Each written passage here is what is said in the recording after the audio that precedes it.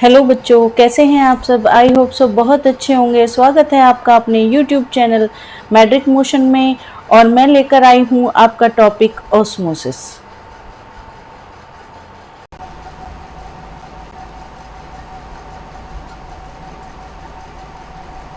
तो बेटा आप समझेंगे कि ऑस्मोसिस होता क्या है।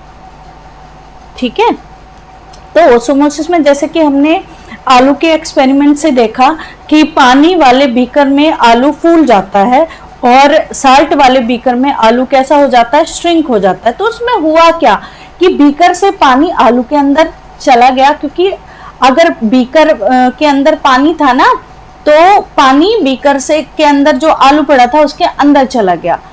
और जो बीकर बी था, क्योंकि उसमें साल्ट सॉल्यूशन था, पानी की कमी थी, तो पानी कहाँ आ गया, आलू से बाहर आ गया। इसी प्रोसेस को हम क्या कहते हैं, ओस्मोसिस। इसी ओस्मोसिस प्रोसेस के थ्रू सेल मेम्ब्रेन अपना जो मटेरियल है उसको क्या करती हैं, एक्सचेंज करती हैं। चलिए पहले तो ओस्मोसिस समझ लेते हैं। ओस्मोसिस क्या है? तो osmosis is a movement of water. क्योंकि हमने वाटर की बात की है तो मैं वाटर ही बता रही हूं। वाटर थ्रू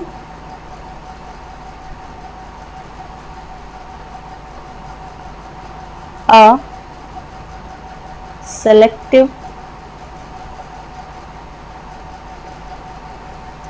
selectively permeable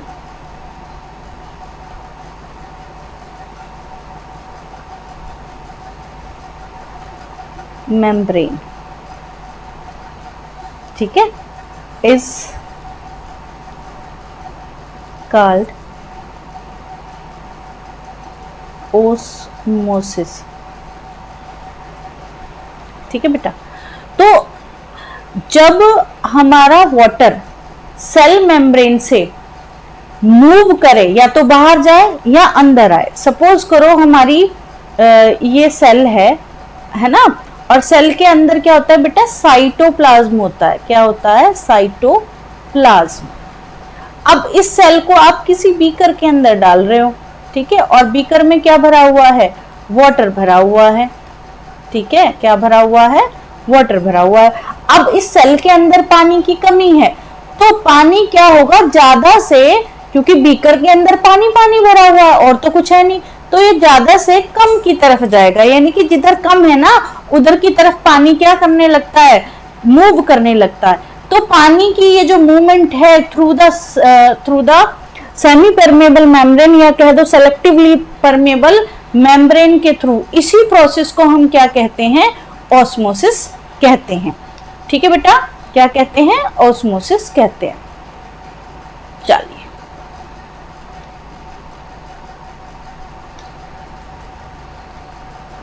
अब आगे हम बात करते हैं डिफ्यूजन। आपने 8th क्लास में डिफ्यूजन पढ़ा होगा, ठीक है।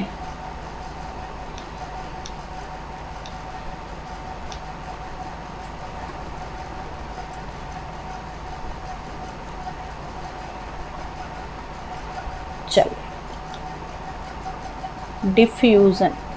डिफ्यूजन पे भी बात कर लेते हैं।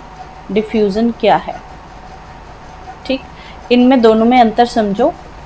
ठीक है, तो डिफ्यूजन में आपने क्या पढ़ा था कि diffusion is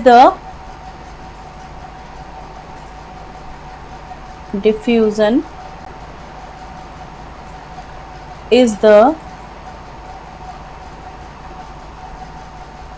net movement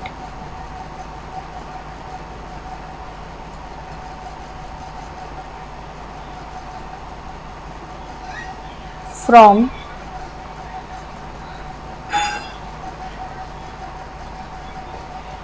higher to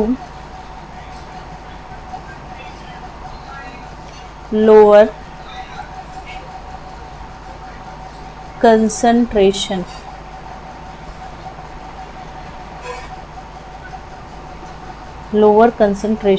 without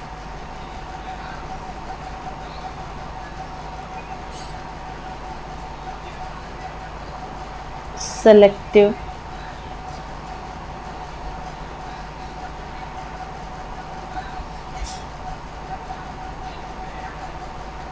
permeable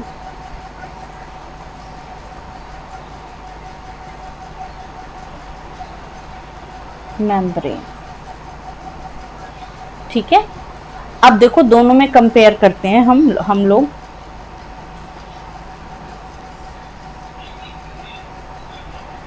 osmosis, तो बेटा ये जो ओस्मोसिस है, ओस्मोसिस में देखो मैंने क्या लिखा था, अरे राम, ठीक है, ओस्मोसिस में मैंने लिखा था बेटा movement of water through a selectively permeable membrane, यानी कि वाटर की जो मूवमेंट है वो कहाँ, सेमी परमेबल मेम्ब्रेन से होती है। ठीक है, इसको हम क्या कहते हैं, ओस्मोसिस कहते हैं। यानी कि जब किसी चीज का मूवमेंट सेमी परमेबल मेम्ब्रेन से, जब कोई चीज किसी मेम्ब्रेन को पार करके दूसरी तरफ जाए तो उसको कहते हैं ओस्मोसिस। चलिए मैं एक एग्जांपल और देती हूं। जैसे सपोज करो मेरे पास एक बीकर है, ठीक है, इस एग्जांपल के थ्रू समझते हैं। इस बीकर को मैंने दो पार्ट में डिवाइड कर दिया, ठीक है, और मैंने एक सेमी परमेबल मेम्ब्रेन से इसको डिवाइड किया। एक तरफ तो क्या है, साल्ट सॉल्यूशन है, ठीक है, और एक तरफ क्या है, केवल नॉर्मल वाटर है। ठीक है, क्या है, नॉर्मल वाटर। साल्ट सॉल्यूशन का मतलब आप सब बच्चे समझते हैं, मैंने केमिस्ट्री में आपको पढ़ाया था। साल्ट सॉल्यूशन मतलब पानी के अंदर मैं इसमें 20% वाटर की बात कर लेते हैं। 20% वाटर सपोज करो 100 ml में है, ठीक है, ये सिंपल वाटर है, इसमें कुछ भी सॉल्यूट मिला हुआ नहीं है। तो ये जो सेमी परमेबल मेम्ब्रेन है, इसमें छोटे छोटे छोटे छोटे छोटे छोटे पोर्स होते हैं, यानी कि बहुत छोटे छोटे छेद होते हैं। अगर आपने कोई घड़ा देखा हो, कोई अर्दन पॉट देखा हो, तो उसमें आपने देखे होंगे कोई भी घड़ा है ना, उसके ये जो आउटर वो होती है उसकी लेयर, क्योंकि अंदर तो हम पानी भरेंगे, ठीक है, यहाँ पर छोटे छोटे छोटे छोटे पोर होते हैं। इसी तरीके से जो सेमी परमेबल मेम्ब्रेन होती है उसमें से छोटे छोटे पोर होते हैं, यहीं से water, oxygen gas, carbon dioxide gas इधर से उधर और इधर से उधर क्या होती है, एक्सचेंज होती है। तो जब भी कोई वाटर, कार्बन डाइऑक्साइड या ऑक्सीजन या कोई सॉल्युबल सब्सटेंस किसी भी मेम्ब्रेन से पार होकर जाता है, उस प्रोसेस को हम क्या कहते हैं, ओस्मोसिस कहते हैं। और ओस्मोसिस के प्रोसेस में जो चीज ज्यादा होती है, जैसे इधर पानी ज्यादा है, इधर साल्ट नहीं है, तो ये पानी किधर की तरफ मूव करेगा, साल्ट की तरफ मूव करेगा।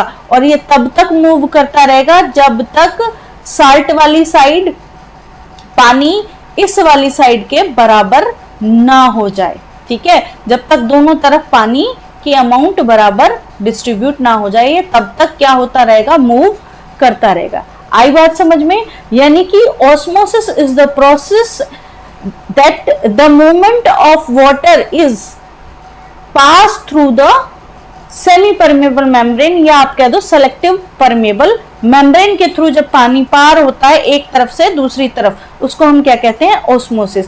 और डिफ्यूजन क्या है, अब डिफ्यूजन की बात कर लेते हैं। डिफ्यूजन क्या है ये भी मूवमेंट, ठीक है, वाटर का कह लो, गैस के पार्टिकल का कह लो, डस्ट के पार्टिकल का कह लो, या आपने कभी देखा हो कि आपने कभी इंसेंस स्टिक जलाई हो रूम के अंदर, तो उसमें से जो धुआं निकलता है ना, वो धीरे धीरे धीरे धीरे आप किसी एक कोने में जलाकर रख दो, धीरे धीरे सारे में क्या हो जाता है, फैल जाता है, ठीक है। तो धुएं को फैलने के लिए किसी मेम्ब्रेन से होकर गुजरना नहीं पड़ता, तो ऐसी मूवमेंट को हम क्या कहते हैं, डिफ्यूजन कहते हैं, ठीक है बेटा। चलिए अब हम जो बात करते हैं वो बात करेंगे, ये जो हमारा ओस्मोसिस हो रहा है इसकी वजह से जो हमारी सेल हैं, ठीक है, जो हमारी सेल हैं उन पे क्या फर्क पड़ता है, ठीक। तो सपोज करो, सबसे पहले मैं बात करती हूँ कि जो हमारे सॉल्यूशंस होते हैं वो 3 तरह के सॉल्यूशन होते हैं, जैसे कि आपको स्क्रीन पे भी दिखाई दे रहा होगा, आइसोटोनिक, हाइपरटोनिक और हाइपोटोनिक। ठीक है, इसको आपको कैसे समझना है कि सेमी परमेबल मेम्ब्रेन की वजह से सेल पे क्या क्या इफेक्ट हो सकता है इसका। ठीक है, तो देखो आइसोटोनिक, आइसो का मतलब होता है बेटा सेम, आइसो का मतलब होता है सेम, टोन मतलब जब दोनों तरफ चीजें क्या हो जाएं, सेम हो जाएं। तो सपोज करो यहां पर ये जो आपको दिख रहा है ना ब्लू ब्लू कलर का, ये क्या है, वाटर। ठीक है, क्योंकि हम वाटर ही ले रहे हैं। ठीक है, ये क्या है हमारा वाटर, और ये क्या है हमारी सेल। ठीक है, सेल के अंदर मैंने आपको बताया था क्या होता है, कम वाटर होता है। ठीक है, कैसा होता है, कम वाटर होता है। ठीक, लेकिन इसके अंदर आप क्या देखोगे कि जो हमारी नॉर्मल सेल होती है उसके साइटोप्लाज्म में पानी भी काफी अमाउंट में रहता है और बाहर भी, यानी कि जब सेल के अंदर और सॉल्यूशन के अंदर जो पानी है उसकी कंसंट्रेशन सेम हो तो इसको हम क्या कहेंगे, आइसोटोनिक कहेंगे। क्या कहेंगे, आइसोटोनिक। देखो जैसे मैंने यहां भी लिखा हुआ, आइसो मतलब सेम यानी कि इक्वल। जब हमारे सोल्यूट और सॉल्वेंट की कंसंट्रेशन कैसी हो, बराबर हो, यानी कि सेल के अंदर भी पानी उसी कंसंट्रेशन में हो जितना कि हमारे बीकर के अंदर है, तो उसको हम क्या कहते हैं, आइसोटोनिक। और ऐसी कंडीशन में जो सेल है वो ना तो श्रिंक होती है, ठीक है, ना तो वो श्रिंक होगी और ना वो क्या होगी, स्वेल होगी। ना तो वो फूलेगी और ना वो क्या होगी, श्रिंक होगी। ठीक है, चलिए अब बात करते हैं दूसरा, हाइपरटोनिक।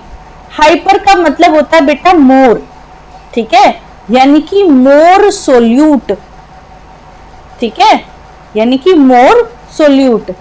तो बेटा जब हमारे जो पानी है, ठीक है, पानी के अंदर ये आपको ब्लू ब्लू देखो, इसमें रेड रेड कलर के आपको ये दिख रहे हैं ना, ये गोल गोल सी छोटी छोटी बॉल दिख रही हैं, ये क्या है, सोल्यूट है। अब देखो आप कंपेयर करो इस वाले से और इस वाले को, यानी कि आइसोटोनिक वाले बीकर को और हाइपरटोनिक वाले बीकर को अगर आप कंपेयर करोगे तो ये जो रेड रेड बॉल दिखाई दे रही है ये हाइपरटोनिक वाले में ज्यादा है। ठीक है, यानी कि ऐसा सॉल्यूशन जिसमें सोल्यूट ज्यादा हो और पानी कम हो, तो आप खुद ही सोचो पानी सेल में एंटर नहीं करेगा। अब सेल के अंदर पानी क्या है, इस पानी, ये जो हमारा सॉल्यूशन है इस सॉल्यूशन से ज्यादा है, तो पानी ज्यादा से किसकी तरफ मूव करता है, अभी मैंने थोड़ी देर पहले बताई थी कि ये क्या है, ज्यादा कंसंट्रेशन से कम की तरफ मूव करता है। तो सेल के अंदर पानी की कंसंट्रेशन ज्यादा है और बीकर के अंदर जो सॉल्यूशन है वहां पर पानी की कंसंट्रेशन क्या है, कम है, तो सेल से पानी बाहर आ जाएगा। जब सेल से पानी बाहर आ जाएगा, जब किसी चीज से कोई चीज बाहर निकलेगी, जब सेल से पानी बाहर निकलेगा तो पानी की जगह खाली होगी ना, तो सेल क्या हो जाएगी, श्रिंक हो जाएगी। क्या हो जाएगी बेटा, श्रिंक हो जाएगी। ठीक है, क्या हो जाएगी, श्रिंक हो जाएगी। इसका मैं एक एग्जांपल देती हूं बेटा, इसका मैं आपको एक एग्जांपल देती हूँ। जैसे अब गर्मियों के समय चल रहे हैं, आपकी मम्मी, आपकी दादी, आपकी बुआ अचार वगैरह बनाती हैं, आम का अचार बनाती हैं, तो आपने देखा होगा कि जब वो अचार बनाती हैं आम का, तो वो बहुत सारा साल्ट उनके ऊपर क्या कर देती है, डाल देती है, 2-3 दिन के लिए रख देती हैं। 2-3 दिन बाद जब वो उसको देखती हैं तो उन आम के जो छोटे छोटे टुकड़े होते हैं उनमें क्या होता है, उनमें से पानी बाहर निकल जाता है। ठीक है, पानी बाहर निकल जाता है, यानी कि नमक क्या करता है, पानी को बाहर निकाल लेता है। इसी को हम क्या कहेंगे, और जो हमारी जो आम के टुकड़े होते हैं वो थोड़े से क्या हो जाते हैं, श्रिंक हो जाते हैं और उनका पानी बाहर आ जाता है। तो ऐसे सॉल्यूशंस को हम क्या कहते हैं, हाइपरटोनिक सॉल्यूशन। अब बात करते हैं बेटा लास्ट वन, जिसे हम कहते हैं हाइपोटोनिक सॉल्यूशन।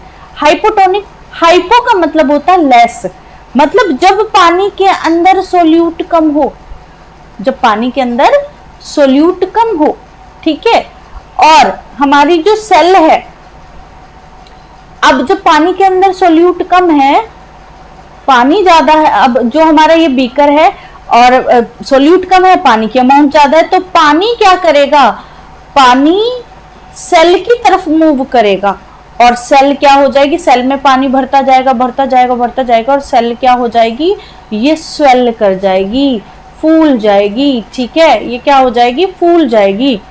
ठीक बच्चों,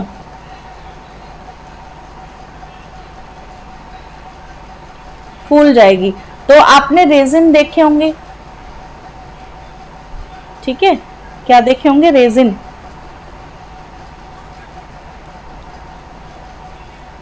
रेजिन मतलब मुनक्के, आपने मुनक्के देखे होंगे। मुनक्कों को अगर आप पानी में डालते हो तो आपने देखा होगा कि जो मुनक्के हैं वो अगर आप रात में डाल के छोड़ोगे तो सुबह में फूल जाते हैं। तो उनमें क्या होता है, पानी उनकी सेमी परमेबल मेम्ब्रेन से, यानी कि सेलेक्टिवली परमेबल मेम्ब्रेन से कहाँ चला जाता है, पास होके अंदर सेल के अंदर मूव कर जाता है। ठीक है, आई होप सो आपको समझ आ गया होगा।